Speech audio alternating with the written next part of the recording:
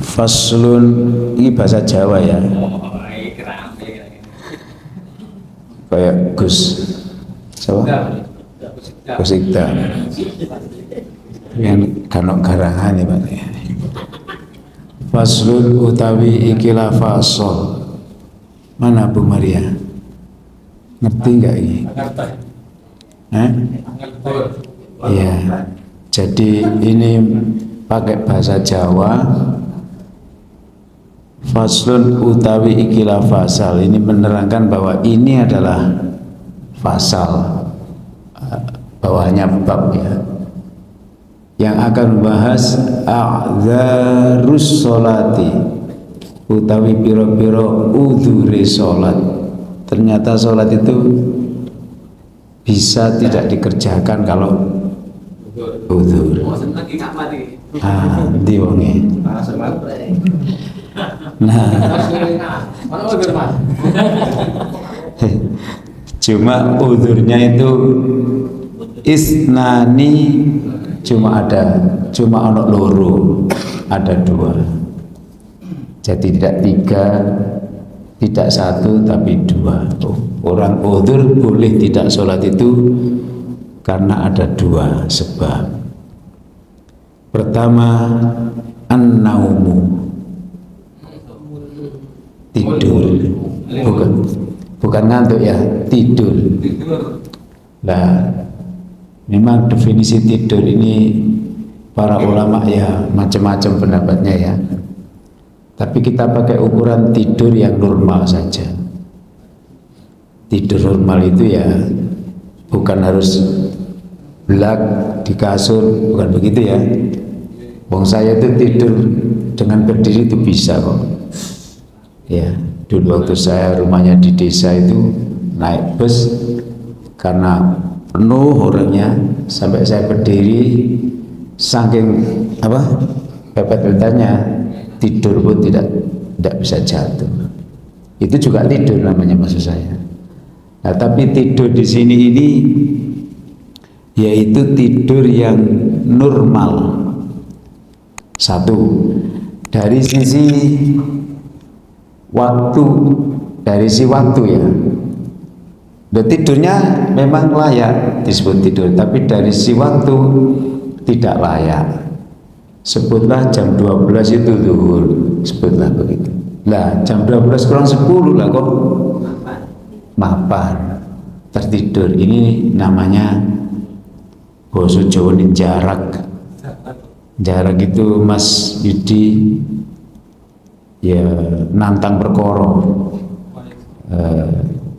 Apalagi kalau kita sudah ngerti diri kita, saya nggak mungkin bisa tidur 10 menit itu misalnya. Lah kok malah menjelang waktu sholat kurang 10 menit tidur, itu ada azan pun nggak akan terdengar karena tidur. Ada orang yang bisa, almarhum Hasan itu yang namanya di situ itu tidur 5 menit itu bisa Pak. Begini, enggak begitu, begini ya, di kursi begini 5 menit bisa. Beliau enggak pernah tidur, tapi praktek zuhur begini 5 menit bisa. Ada yang enggak bisa ya, itu dari si waktu itu harus kita hitung. Mungkin enggak saya itu tidur dalam waktu 10 menit. Kalau nggak mungkin jangan diteruskan, nanti bisa saya terbangun jam 4. Kalau jam 2 kan masih tidur. Jam 4 baru bangun, sudah waktu asar. Ini bukan apa? Bukan ini yang dimaksud tidur yang diperbolehkan tidak sholat itu. Bukan udhurnya sholat. Dari sisi waktu. Terus dari sisi apa lagi? Dari sisi kesibukan, kita kan sibuk semua, ya. Begitu mendengar adzan, ketepatan ini nggak masuk di ruangan belakang sana. Loh, tak kira durung zuhur, masih bekerja saja. Tiba-tiba dengar adzan, adzannya lah kok asar. Nah, ini juga jarak tadi itu ya, jarak. Jadi tidur itu definisinya adalah tidur yang normal, tidur waktunya juga bisa dipertanggungjawabkan. Jam 10 kita tidur, ngelilir kok jam asar. Ini tidur beneran kalau ini. Terutama yang biasanya pergi-pergi jauh ya, biasanya asdir 2 ini ya, perginya jauh-jauh. Dari Kalimantan mendarat di Juanda jam 2, pulang naik Grab sampai rumah jam 3, subuhnya kan jam 4, kurang 1 jam, asik suwe tidur.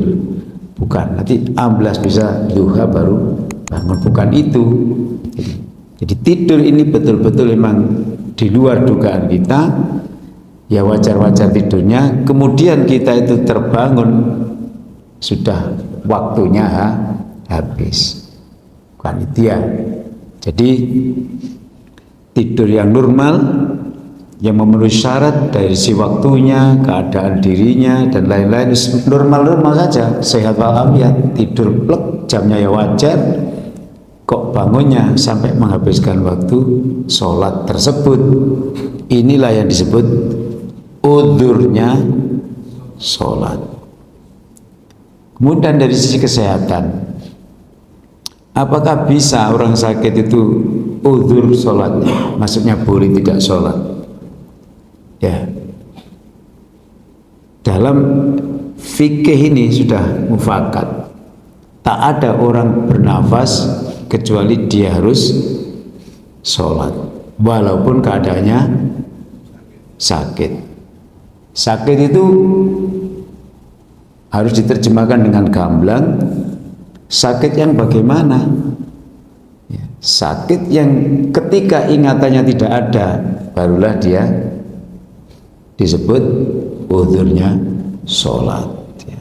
Jadi sekali lagi kita harus hati-hati. Maka yang punya pasien, yang berarti yang sakit apa yang nunggu? Yang nunggu, Pak.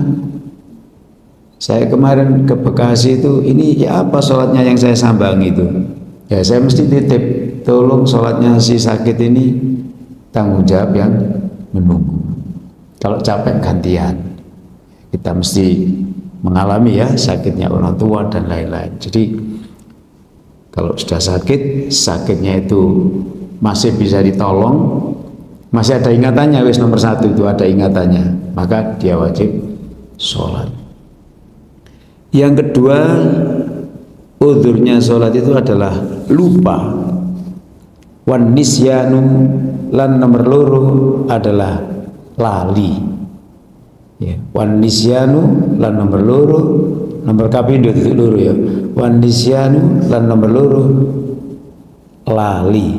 Jadi kalau ada orang lupa sholatnya, memang lupa beneran. Definisi lupa dia lupa, tidak dilupa-lupain, tidak karena lupa. Apakah mungkin terjadi kita itu lupa waktu sholat? Ya mungkin saja. Saya tidak terbiasa masuk rumah setelah pergi maksudnya, kecuali dalam keadaan sudah sholat isya. Dari bepergian itu loh, pergi, kalau saya pergi itu tidak bisa masuk rumah sebelum sholat isya, tidak menjamin, karena pernah terjadi. Sudah tidur capek-capek, ya Allah, jam 2 malam terbangun, loh saya belum sholat isya ternyata. Tak bangun toh, yang namanya setan itu gandol, ising males, ngantuk segala macam, berat, sangat berat. Nah ini hati-hati kawan-kawan. Maka saya bersyukur satu sisi tidak masuk rumah dulu ketika pergi itu, kecuali sudah dalam keadaan sholat. Sholat di terminal, maksudnya masjid di terminal, sholat di bandara, masjidnya bandara, di jalan-jalan masih banyak tempat. Nah ini supaya diperhatikan betul. Jadi tidak ada orang meninggalkan sholat kecuali adalah 2 hal ini. Apa tadi? Tertidur, bukan tidur ya, kata sholat tidur lah. Tertidur yang normal. Kemudian yang kedua, lupa. Memang nggak pantas ya, masuk orang Islam kok lupa sholatnya ya, tapi mungkin Karena kerjanya nggak berhenti-berhenti, kemudian lupa.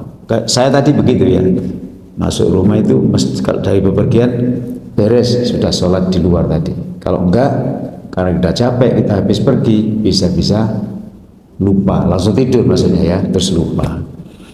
Nah, saya kira ini ada ditanyakan. Ya sudah, kalau sudah berarti kita siap melaksanakan sholat ini dengan sebaik-baiknya. Pretelannya keterangan sholat akan kita sambung pada pekan yang akan datang, insya Allah. Demikian, mudah-mudahan jangan berkecil hati ya, duduk mencari ilmu itu walaupun sampai sudah tahu itu pahalanya besar gitu ya. Yang tidak datang ini karena menunaikan tugas di luar juga dapat pahala tugasnya itu ya.